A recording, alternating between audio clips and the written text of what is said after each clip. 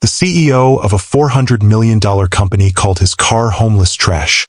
In front of witnesses, while Enzo Ferrari's personal signature sat 30 feet away under the bonnet. Marcus Hale did not rush. That was the first thing people noticed about him, if they noticed him at all. He moved through the world at a particular speed, unhurried, deliberate, the kind of pace that reads as either deep confidence or complete invisibility, depending on who is watching. Most mornings at Calloway Dynamics, nobody was watching. That suited him fine. It was a Tuesday in late October, the kind of morning that couldn't decide between autumn and something colder. The sky above the industrial park on Harwick Road was the color of old pewter, low and pressing, and the leaves in the median strip had gone from gold to brown without anyone seeming to notice the transition. Marcus noticed. He noticed most things. He just didn't say them out loud. He turned the Fiat into the employee lot at 7:43, the same time he always arrived, early enough to avoid the cluster of bodies near the entrance, late enough that the security booth was staffed and he didn't have to wait. The car moved quietly for something so old. People expected noise from it, a rattle or a wheeze, some mechanical complaint to match its appearance. It never obliged them. His father had tuned the engine by ear, over decades, with the patience of a man who understood that precision and loudness were not the same thing. He pulled into space 47, the same space every day, in the far north corner of the lot where the light poles were spaced wider and nobody parked beside him if they could avoid it. He didn't mind the isolation. Isla had left her lunchbox on the passenger seat again. Purple, with a cartoon rabbit on the front that had been half scratched off from 2 years of use. He picked it up, tucked it under his arm, and sat for a moment in the quiet before reaching for his bag. Outside, the morning was doing its ordinary things. A catering van idled near the service entrance. 2 men from the logistics team stood smoking by the stairwell door, collars turned up. Somewhere across the lot, a car alarm chirped twice and went silent. Marcus watched a single brown leaf detach from the ornamental pear tree near the entrance and take a long, undecided time reaching the ground. He was in no hurry. He had 8 minutes before the day asked anything of him. He didn't see Diana Calloway until he stepped out of the car. She was crossing the lot from the executive entrance. The private side, with its keypad and its freshly painted lines and its 4 reserved spaces that were always, without exception, filled by 7:30. She walked the way she always walked. Forward quickly with the particular authority of someone who has never needed to check whether people were moving out of her way. They always were. She had board members with her, 2 of them, men in dark coats whose names Marcus knew from the org chart but had never spoken to directly. They were deep in conversation, tablets under arms, and Diana was talking with her hands in that precise, cutting gesture she used when she was summarizing rather than discussing. Marcus had his bag. He had Isla's lunchbox. He locked the car by pressing the key fob twice, a small ritual his father had insisted upon, even when the lock was manual, and turned toward the building. That was when she saw the car. He didn't see her see it. He was already a few steps away, facing the entrance, and he heard it the way you hear something that's aimed at a crowd but lands on you alone. Projected, performative, timed for effect. Facilities must have let the homeless park here. It was not a mutter. It was not an aside. It was a statement delivered at a volume calibrated for the 2 board members beside her and the ambient space between their little group and the building entrance, which meant it carried easily across 12 feet of tarmac and landed without obstruction on the back of Marcus's neck. The laughter came immediately. Not cruel laughter that would have required effort. This was the easy, reflex laughter of men who laugh when their host laughs, a social noise, cost-free and automatic. One of them added something low that Marcus didn't catch. The other one's laughter went up slightly, appreciating the addition. Marcus stopped walking. Not dramatically. Not with the planted feet posture of a man preparing to turn and respond.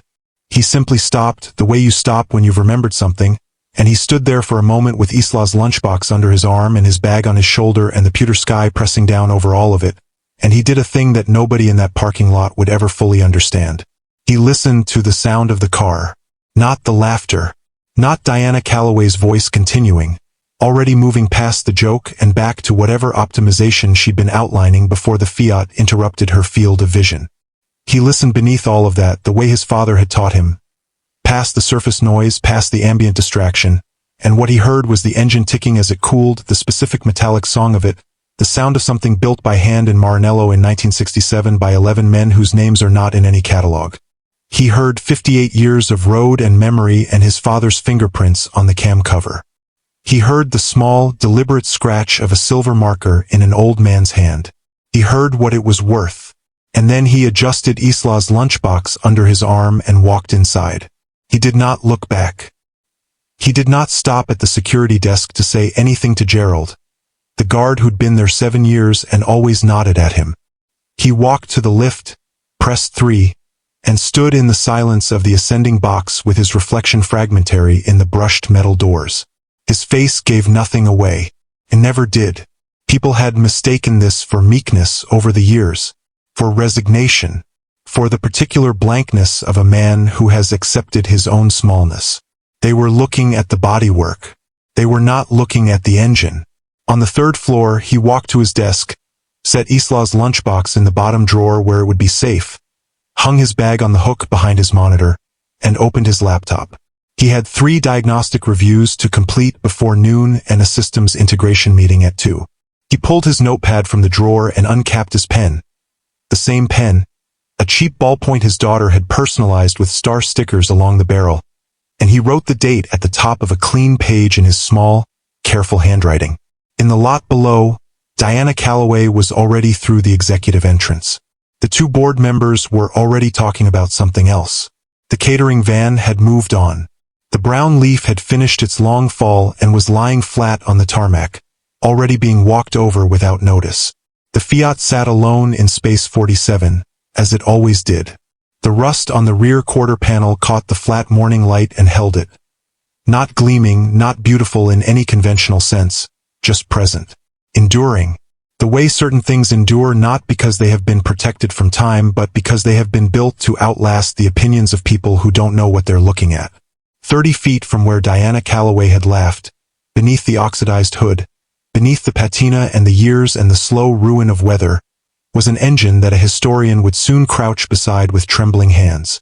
On the cam cover, in faded silver marker, in a script that had signed race programs and championship certificates and the correspondence of a man who had built an empire from a name. A signature. Small. Deliberate. Enzo Ferrari. Marcus knew it was there the same way he knew Isla would draw him a picture tonight. The same way he knew the car would start tomorrow morning without complaint.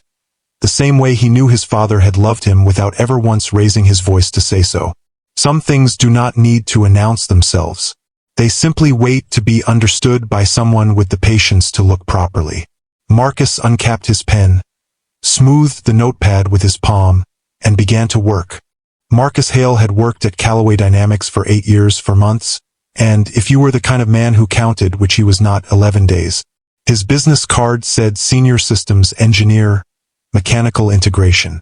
His actual job, the one he performed quietly and without ceremony 5 days a week, was to find the problems that other people's designs created before those problems found the customers.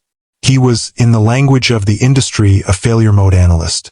He thought about what broke. He thought about why. He thought about the gap between what engineers intended and what physics actually permitted, and he lived in that gap with the patience of a man who had learned early that the gap was where the truth was. He was good at it. Better than good. There were 3 product recalls in Callaway's history that had not happened because Marcus had written a report that someone senior had read and acted on. His name was not in any press release about those non-events. His name was not on the plaques in the lobby that listed the company's engineering milestones. He did not expect it to be. He had not chosen this work for recognition. He had chosen it because it was honest, because the metal either held or it didn't, the tolerances either met or they didn't, and no amount of presentation or personality could change the fundamental arithmetic of load and stress. He had been passed over for promotion 3 times. The first time, he was told the role required someone with stronger stakeholder communication skills.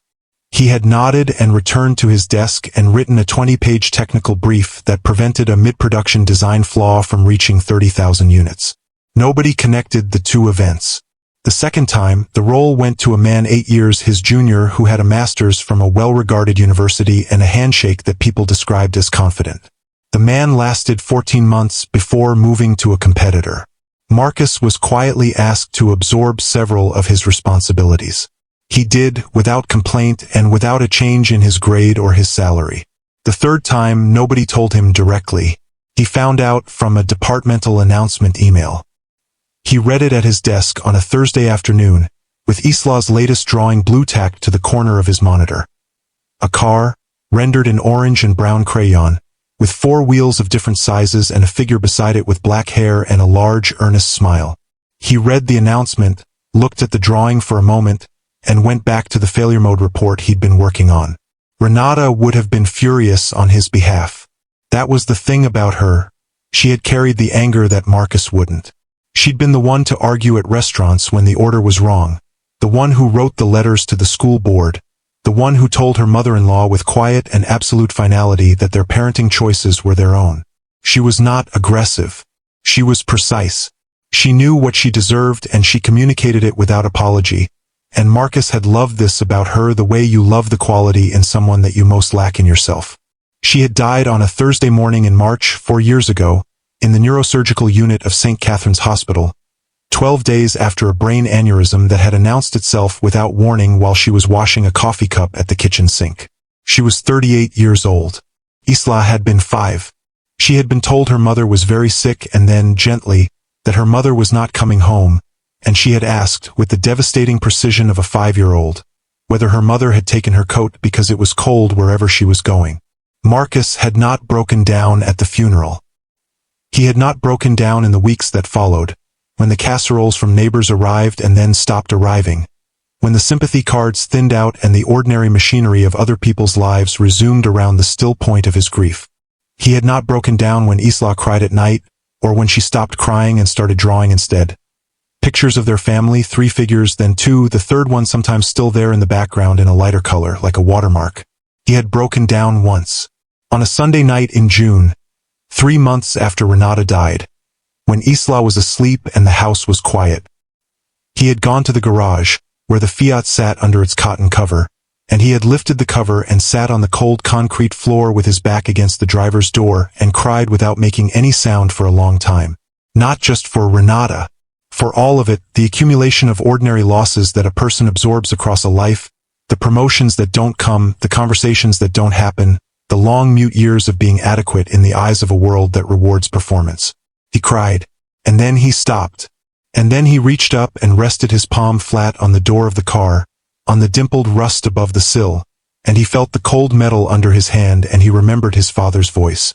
Corrado Hale had been a small man with large hands and a way of speaking about machines as though they were people, not in a sentimental way, not in the way of someone projecting feeling onto objects, but in the practical way of someone who understood that things built by hand carry the intention of the hands that built them.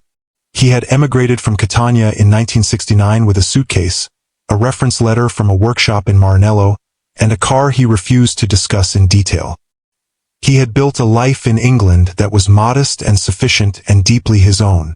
He had repaired other people's machines, raised one son, grown tomatoes in a yard too cold for tomatoes, and died in his sleep at 74 with the specific dignity of a man who had never once pretended to be something he wasn't. He had given Marcus the Fiat on a Saturday afternoon when Marcus was 26, handing him the keys across a kitchen table with the ceremony of a man passing down a title deed. He had said 2 things about the car that afternoon. The first was practical. The thermostat runs 3 degrees warm. Don't let anyone tell you it's a fault. I calibrated it that way and there's a reason. The second was the one Marcus had never fully understood until recently. There are people who will look at this car and see what it has lost. You will know what it has kept. He hadn't asked his father to explain.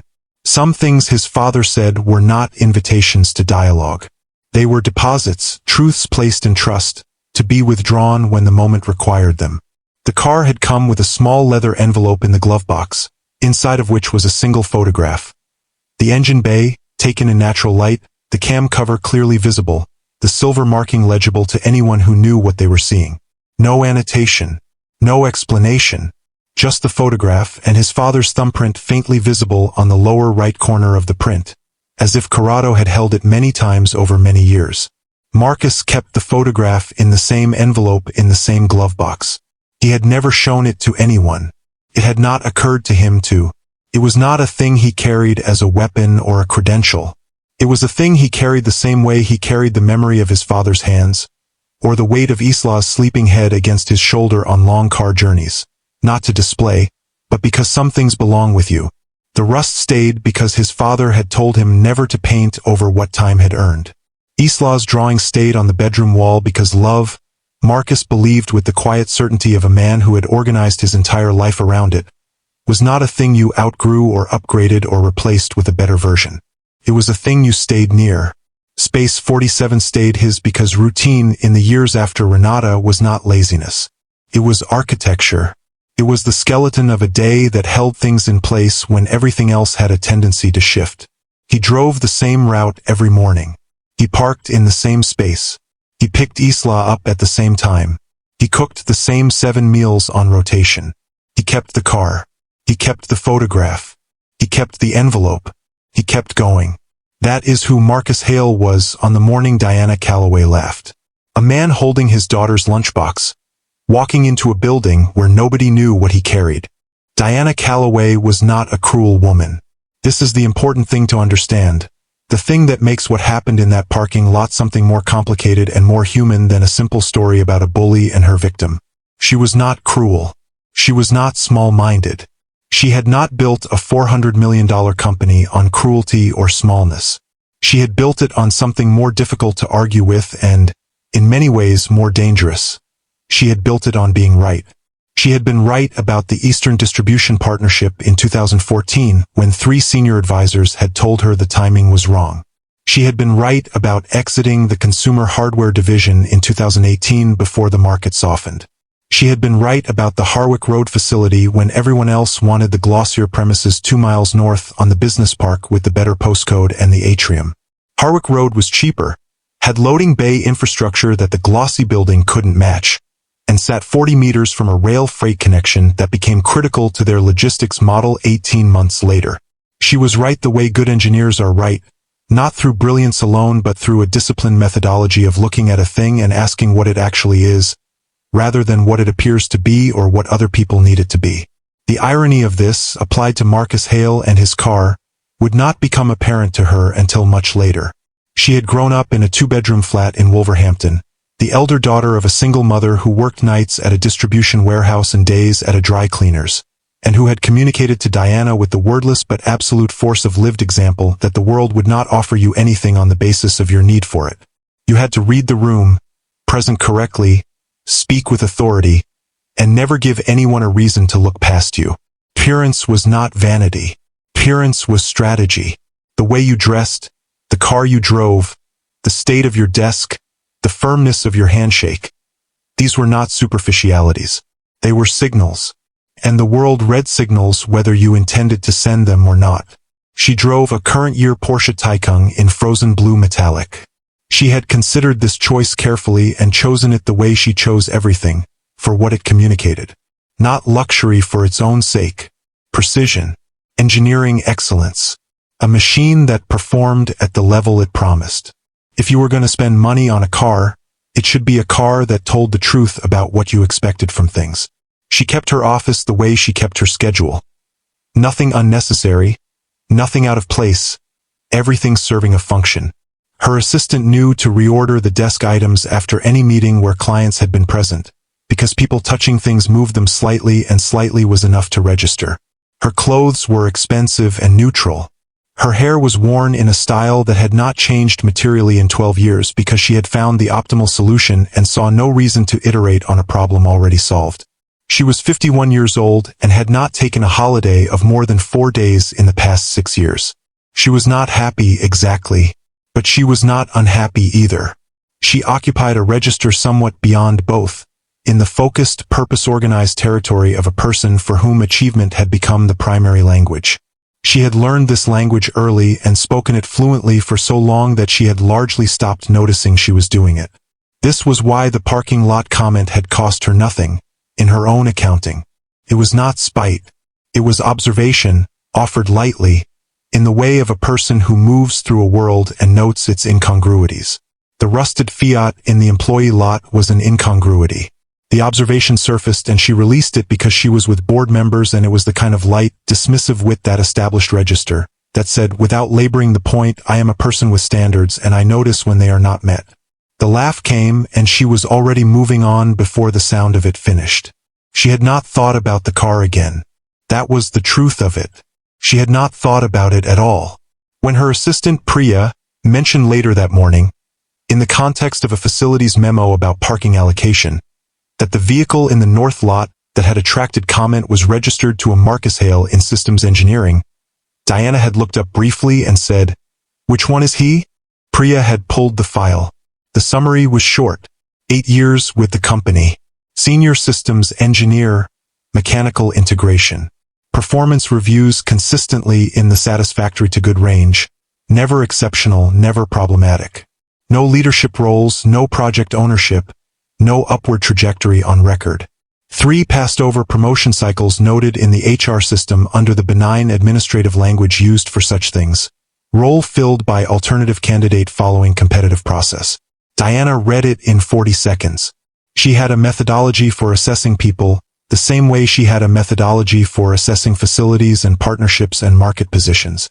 She was looking for vectors, evidence of direction, ambition, the specific quality of a person who was moving toward something rather than simply remaining. It was not a harsh methodology. It was not designed to exclude the quiet or the introverted.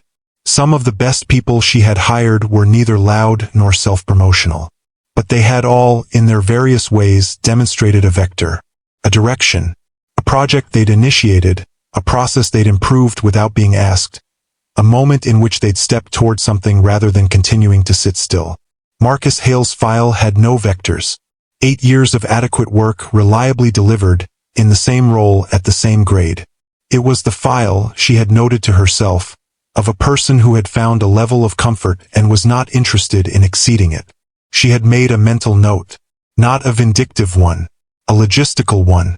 The company was entering what her restructuring consultants were calling a capability reorientation phase, a phrase that meant some functions were being consolidated, some roles were being eliminated, and the people who remained would be the ones who could demonstrate clear forward utility to the organization's next stage. The process was being managed by HR under a project name, Forward Fit, which Diana had chosen herself for its neutrality. Marcus Hale's name went into the list that HR was developing. Not as a certainty, as a probability, as a name that, on the available evidence, did not have a strong case for exception. She had closed his file and moved on to the 11 other items on her afternoon agenda. She had not thought about the car again. This is what made her neither a villain nor a monster, but something that stories like this require more than either. She was a system.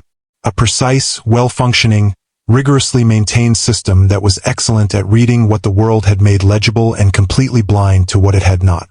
She was the best possible version of a particular kind of person, the kind that wins consistently by the metrics the world agrees to measure by.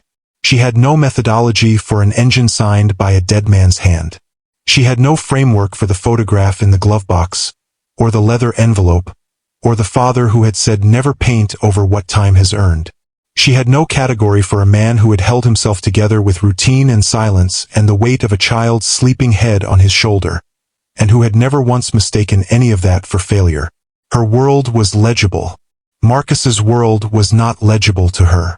And so she had read the surface, the oxidized paint, the dimpled rust, the unremarkable HR file, and filed her conclusion with the same confident efficiency she applied to everything. She was not cruel. She was simply looking at the bodywork. She would not look under the bonnet until the world forced her to. And by then, Marcus would already be somewhere else entirely. Raymond Chu had a habit of going still. His colleagues at the Meridian Motorsport Foundation had noted it over the years, in auction rooms, in private collections, in the dusty back sections of estate garages where heirs who didn't know what they had stored things that made Raymond's pulse shift. He would stop mid-sentence, mid-step, and simply become motionless, the way a hunting animal becomes motionless. Not frozen with surprise but crystallized with focus, every resource redirected inward toward the thing he was looking at. He went still in the car park on Harwick Road on a Wednesday morning, beside a 1968 Fiat Dino coupe in Space 47. He had been walking to the main entrance for a meeting about an entirely unrelated project, a catalogue assessment of post-war British competition vehicles for a foundation exhibition, when something in his peripheral vision had snagged him. He could not have said precisely what. It was not the car's condition. It was not its presence.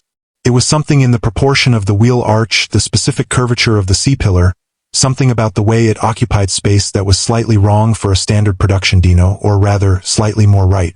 A rightness that standard production didn't fully achieve. He walked around it once, slowly, hands in pockets. He crouched near the front wheel. He looked at the chassis plate. He stood, walked to the rear, crouched again. Then he walked to the building entrance and asked the security guard who owned it. Marcus was at his desk when the guard called up. He came down in the lift with no particular expectation, and found a compact, precise man in his late 50s waiting near the reception desk. Dark coat, no tie, the kind of stillness that didn't read as calm so much as disciplined. Raymond introduced himself with a card and a handshake and said, "I need to ask you about your car." They went outside. Raymond spoke carefully, the way people speak when they are trying not to alarm an animal they are not yet sure will stay. He asked Marcus when he'd acquired the car and from whom. Marcus told him. His father. 1969 acquisition, originally sourced from Maranello through a private arrangement. Raymond asked if Marcus knew the engine history. Marcus said he had some idea. Raymond asked if he could look. Marcus opened the bonnet. What happened to Raymond Chu's face in the next 4 seconds was a thing Marcus would remember for a long time. It was not dramatic. There was no gasp, no theatrical step backward. It was subtler than that, a quality of stillness that deepened past its already considerable depth, a compression of the features that was almost the opposite of expression, as if all the feeling had been pulled inward and was now operating at a frequency too low for the ordinary muscles of the face to carry. Raymond leaned forward. He looked for a long time without touching anything. Then he said, very quietly, "Who else has seen this?" "You," Marcus said. "And my father." Raymond straightened slowly. He looked at Marcus with an assessment that was different from Diana Calloway's assessment. Not lateral, not managerial, but vertical, drilling down through the available surface to something underneath. He was trying to determine something about this man. Whether he understood what he had. Whether he understood what it meant. He told Marcus what he knew. The Fiat Dino coupe was not standard production. In 1967, Ferrari's Maranello facility had assembled a small batch of prototype Dino V6 engines, 11 units, as part of an evaluation program for potential Formula 2 homologation. The program was discontinued. Most of the engines were absorbed back into the production line or dismantled for component analysis. The project was never formally documented in Ferrari's public records, which were, in that period, inconsistently maintained. The 11 prototype engines existed in the institutional memory of fewer than 20 people alive today, Raymond among them, because he had spent 4 years researching a monograph on Ferrari's developmental programs of the mid to late 1960s that most people in the industry considered excessive in its specificity. He had theorized that as many as 3 of the prototype engines might have left Maranello in vehicles. He had confirmed one, currently in the Museo Ferrari collection in Medina. He had strong circumstantial evidence of a second in a private collection in Stuttgart. He had had no lead on a third. Enzo Ferrari had, in the months before the program was discontinued, developed a habit of signing the cam covers of the prototype units. Not as a formal practice, not for external documentation, but in the manner of a craftsman who signs his best work because the work deserves it, regardless of whether anyone will ever know. Small, deliberate, a silver marker, fine-tipped, in the script that had signed race programs and championship correspondence and the personal letters of a man who had decided very early that bearing his name was a standard to be maintained. Raymond pointed at the signature without touching it. He described, in the careful language of a man ensuring the words were receiving the weight they deserved, what the existence of this engine, in this condition, in this provenance chain, represented to the historical record. Then he said a number, not a range, a single number. It was a number that would have changed the way most people thought about the car they drove and the space they parked in and the lunchbox they carried and the morning they were having. Marcus looked at it for a moment. Then he closed the bonnet. "My father knew," he said. It was not a question. He worked on those engines, Raymond said. He would have known. Marcus nodded once, slowly, the way a person nods when something they have felt for a long time without language is finally given its word. He thanked Raymond. He asked him to be in touch. Then he went back inside to finish his diagnostic reviews. The letter arrived on a Friday. Or rather, it arrived in the way that significant things tend to arrive in large organizations. Not as a letter at all, but as a meeting request, sent at 4:47 on a Thursday afternoon for 9 o'clock the following morning, from an HR manager named Claire Forsyth whom Marcus had met once at a company induction 6 years ago and not spoken to since. The meeting request had no agenda in the subject field. Just, discussion organizational changes M. Hale. Marcus read it on his phone in the school pickup lane, idling behind a line of other parents' better cars, with the radio off and Isla not yet visible in the stream of children coming through the gate. He read it twice. He understood immediately what it was. He had been in the building long enough, had watched enough colleagues cycle through this particular sequence. The unscheduled HR meeting, the gentle language, the box for personal items, to know the choreography without being told. He put his phone in the cup holder and watched the gate. Isla appeared at 3:07, as she almost always did. Not at the front of the crowd but not at the back, somewhere in the comfortable middle, moving at her own pace, her backpack slightly too large for her proportions, her dark hair coming loose from the elastic she'd put in that morning. She was talking to a girl from her class as she walked, and she was gesturing with both hands in the particular way she had inherited, entirely without instruction, from her mother. The cutting, illustrative gesture of someone who needed her hands to complete a thought. Marcus watched her and felt something settle in his chest. Not relief exactly. Not comfort in any ordinary sense. More like the specific gravity of knowing what matters, the clean, clarifying weight of it. She saw the car, registered it, finished her sentence to her friend, and came across the tarmac at a slightly faster pace she'd never have admitted to. She pulled open the passenger door and dropped into the seat with the full unguarded weight of a 9-year-old who had been carrying herself carefully all day and was now, finally, somewhere she didn't have to. There was a substitute, she said, as though this explained everything.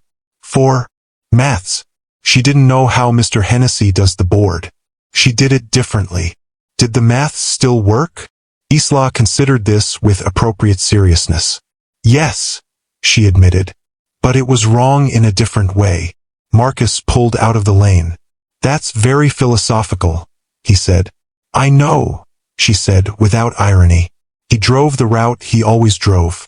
Past the park, left at the pedestrian lights, the long straight with the speed bump spaced just unevenly enough that you had to pay attention, the right turn into their road. He noted, as he always did, whether anything had changed.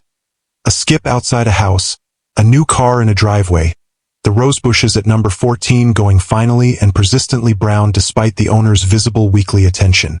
He noted things the way his father had noted things, the way Renata had laughed at him for noting things.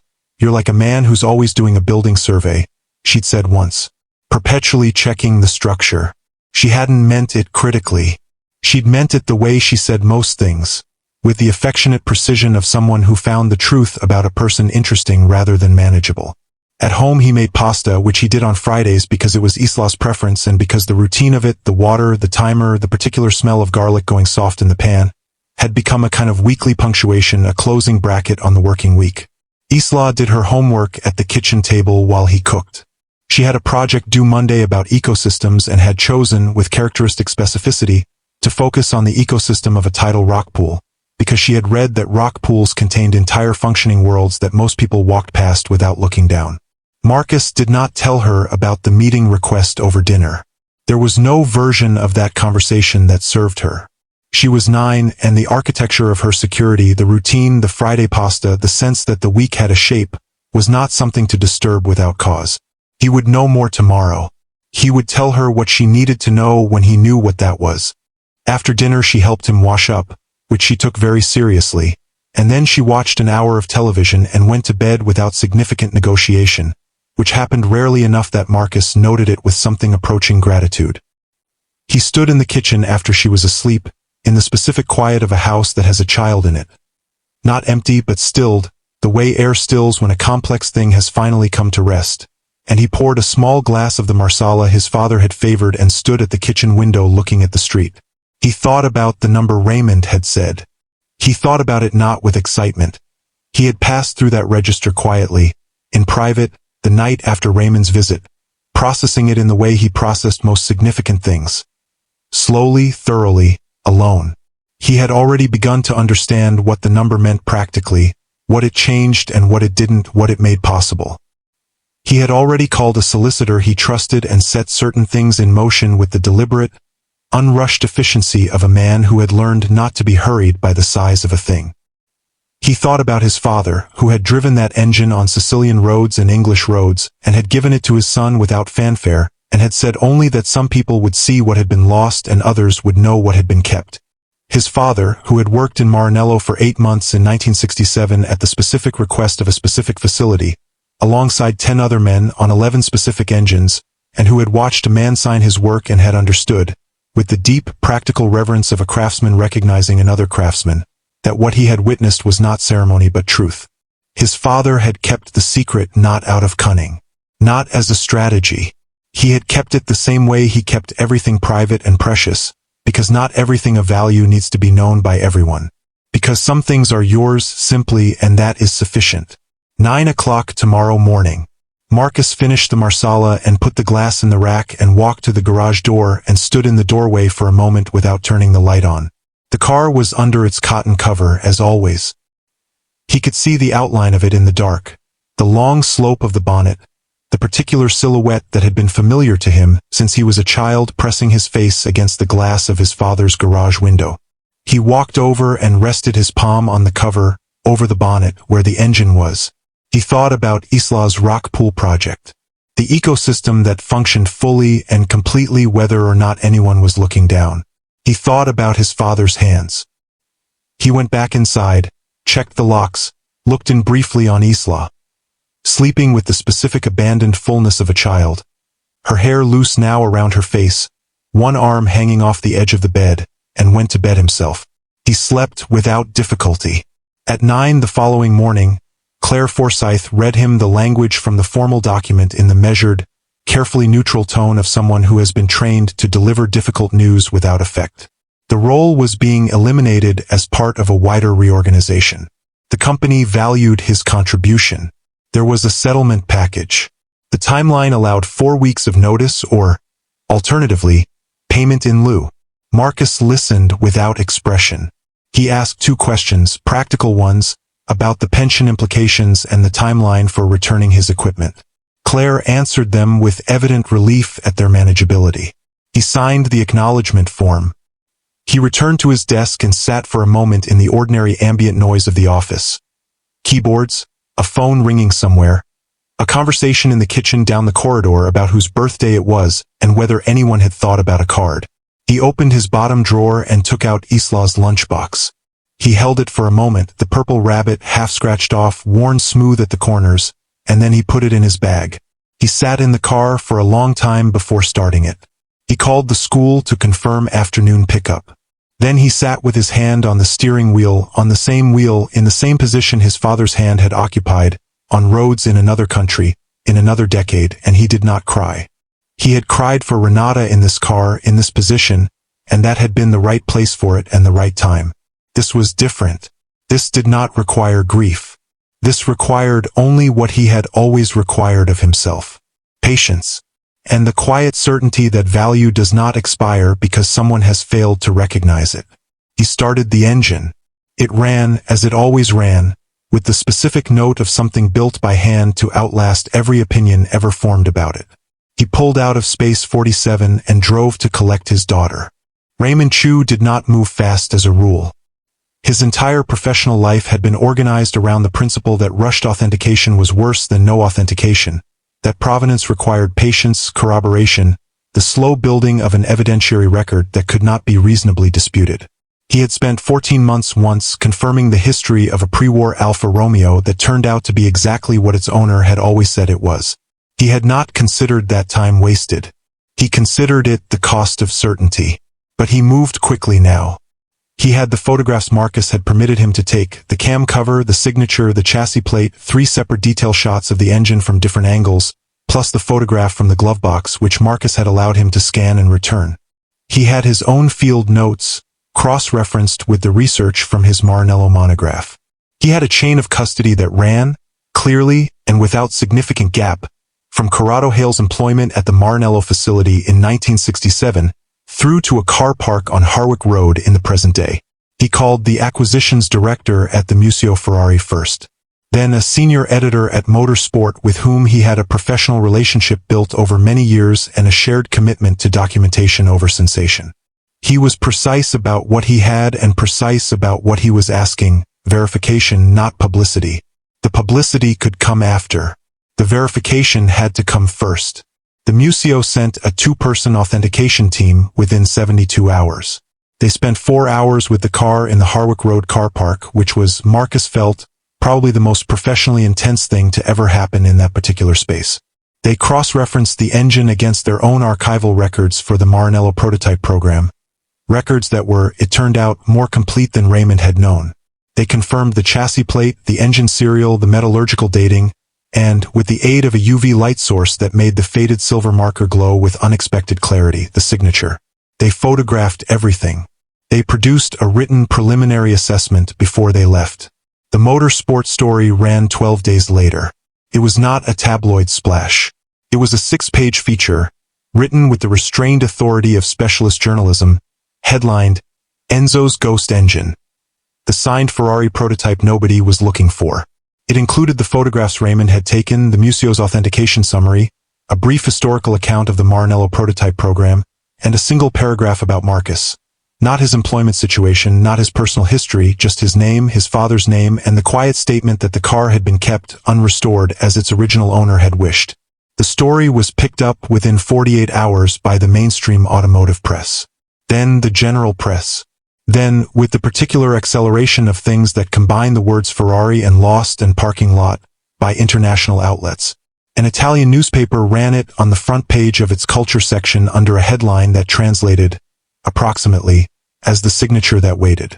The auction estimate, cited in a market analysis piece by a specialist in historic vehicle valuation, fell between €2.1 million and €2.8 million, subject to formal sale assessment. Diana Calloway read the motorsport story on her phone. She was in the boardroom, the large one, with the long table and the view of the car park as it happened, in the middle of a quarterly review when her phone, face down beside her notepad as always, was turned over by the reflex of her hand responding to a notification. She had a Google alert for the company name. The alert had triggered because the article, in a single brief sentence, named Callaway Dynamics as the car's last parking location. She read the article without expression. She read the authentication summary excerpt. She read the auction estimate. She looked up. One of the board members, the same one who had laughed in the car park, was looking at her with the expression of a man whose brain had just completed the same sequence of connections and was waiting to find out what face to make. The room was quiet in a way that had a texture to it. Her deputy, seated 3 chairs down, said carefully, "Is that the car from the—" "Yes," Diana said. Silence. She picked up her phone and called HR. Claire Forsyth confirmed, with the audible wariness of someone who senses they are in a situation whose dimensions they cannot fully see, that yes, Marcus Hale's notice period was still active. He had not yet left. Technically, he remained an employee for 11 more days. Diana called the number in his file. He answered on the second ring. She could hear, in the background, the idling engines of other cars, the distant sound of children. The school pickup lane, she would realize later. She had prepared language, carefully worded, HR reviewed, legally appropriate language about a reconsideration of the restructuring decision in light of ongoing project requirements. She began delivering it. She was 2 sentences in when she registered, in the silence on his end, something that was not anger and was not triumph and was not the particular vindicated coldness she might have deserved. It was simply patience. The patience of a man who had been waiting without urgency for the world to read the document properly. He thanked her for calling. He told her he had, 3 days prior, accepted a consulting engagement with Raymond Chu's Foundation, a documentation and authentication advisory role, working across their historical vehicle program. He told her the arrangement suited him well. He told her he wished the company continued success. She heard the passenger door open. She heard a child's voice saying something she couldn't make out. She heard Marcus say, away from the phone, "How is the substitute?" And then, gently, without drama, he ended the call. He did not sell the car. This surprised people in the months that followed, the journalists who followed up, the collectors who called, the one very persistent representative of a Monaco-based private acquisition firm who sent 3 letters on heavy cream paper before accepting that letters were not going to change the answer. It surprised Raymond a little, though he understood it more quickly than most. It surprised the CEO Ferrari, who made a formal offer of acquisition that was respectful in its number and genuine in its intent, and who received from Marcus a reply that was equally respectful and equally genuine in its refusal. He considered each offer seriously. He sat with them at the kitchen table with Isla asleep and the house still, and he looked at the numbers and he let them be real for a moment, what they would mean, what they would open, what they would make permanently unnecessary. The consulting engagement with Raymond's foundation paid well and suited him deeply, and he was already doing work that felt like the truest expression of what he'd always been. A man who found the problems other people's structures created, who looked at a thing and asked what it actually was rather than what it appeared to be. He didn't need to sell the car, and he couldn't sell the car. These were different statements, and he was precise enough in his thinking to hold them separately and honestly, and to know that the second was the true one. The car was not his asset. It was his inheritance. Not in the legal sense, it had been his legally since his father placed the keys on the kitchen table when Marcus was 26, but in the deeper sense, the sense his father had meant when he said it. The thing that was passed on was not the vehicle, the metal, the engine with its extraordinary tenant. The thing passed on was the instruction to see correctly, to look past the surface, to know that rust was not ruin and silence was not emptiness and the absence of recognition was not the absence of worth. He had the chassis stabilized, not restored, not repainted, but given the structural care that would prevent deterioration beyond what had already happened. A specialist his father would have respected. A small workshop in Coventry run by a man in his 60s who had worked on historic vehicles for 40 years and who spent 20 minutes with the Fiat before quoting, and then spent an additional 10 minutes simply looking at the engine with his hands in his pockets and his face doing the thing Raymond's face had done. "Your father built these tolerances?" the man had said. "He worked on the prototype program. He may have touched this specific unit." The man had nodded slowly, the way old craftsmen nod, not agreeing with something said but recognizing something understood. The rust stayed. Corrado Hale had said never to paint over what time had earned, and Marcus had taken this as instruction and also, now, as something closer to prophecy.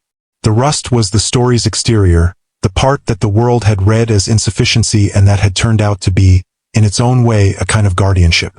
The car had not been kept pristine because if it had been kept pristine it might have been treated as an investment, as an asset, as something to be displayed or sold or insured into a different category of existence. The rust had kept it ordinary in everyone's eyes but his father's and his own. The rust had kept it safe. The rust had kept it his.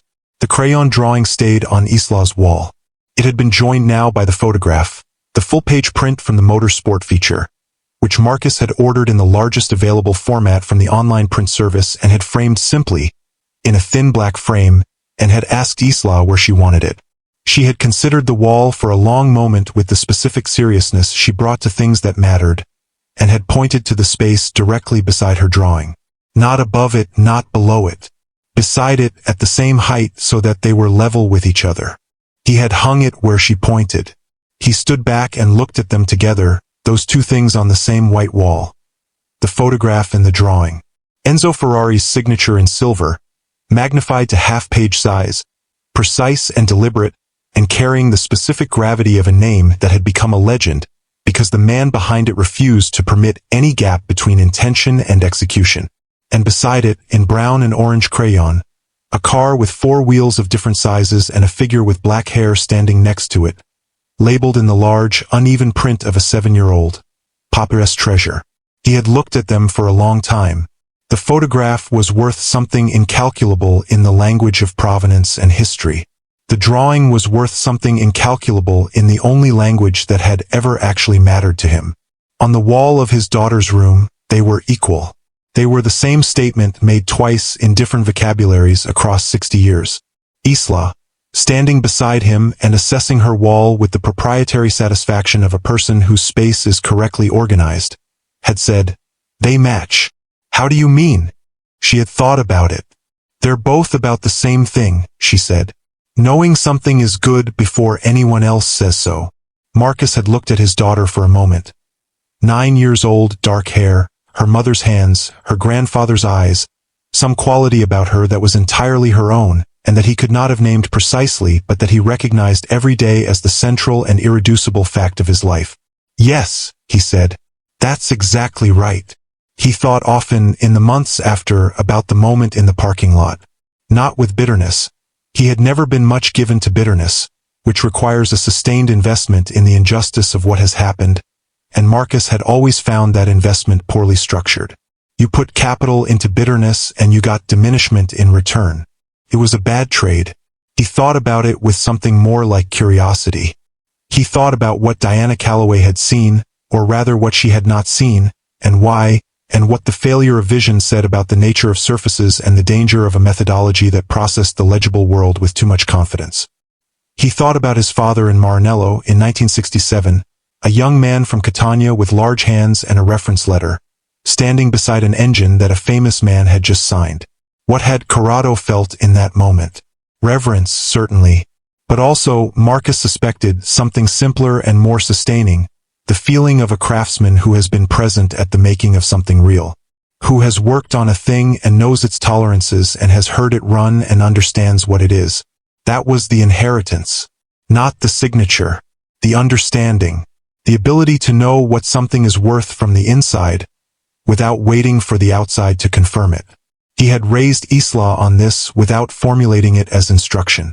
She had absorbed it the way children absorb the true things, not through lessons but through proximity, through watching how her father moved through the world, through the particular quality of attention he gave to things and to her and to the car under its cotton cover in the garage. She knew it was good before anyone said so. She had always known. The consulting work with Raymond's foundation took him to Medina in the spring, a 3-day assessment project at the Museo, reviewing their documentation protocols for prototype and pre-production vehicles. He walked through the museum on the first morning before the work began, alone, in the good early light, past the cars that represented the visible history of what Enzo Ferrari had made and meant. He stopped at the Dino exhibit. There was an engine there, one of the other two from the prototype program, mounted on a plinth behind glass, its provenance documented in a text panel that Raymond had in fact helped to write years earlier.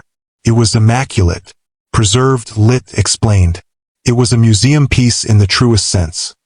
A thing that had been removed from use so that its significance could be permanently observed. Marcus looked at it for a while. He thought about his father's engine, sitting in the Fiat in the garage at home, stabilized but alive, in a car that still ran, that still carried its passengers, that still had a steering wheel with the memory of 2 pairs of hands in it. He thought about Isla's wall. He took a photograph of the plaque beside the exhibit. Not the engine, just the plaque with its careful documentation of what the thing was and why it mattered. He sent it to Isla with no caption. She sent back a photograph of her own. The wall, both frames, the drawing beside the magazine photograph, the crayon lines next to the silver script. Below it she had written one word. Same.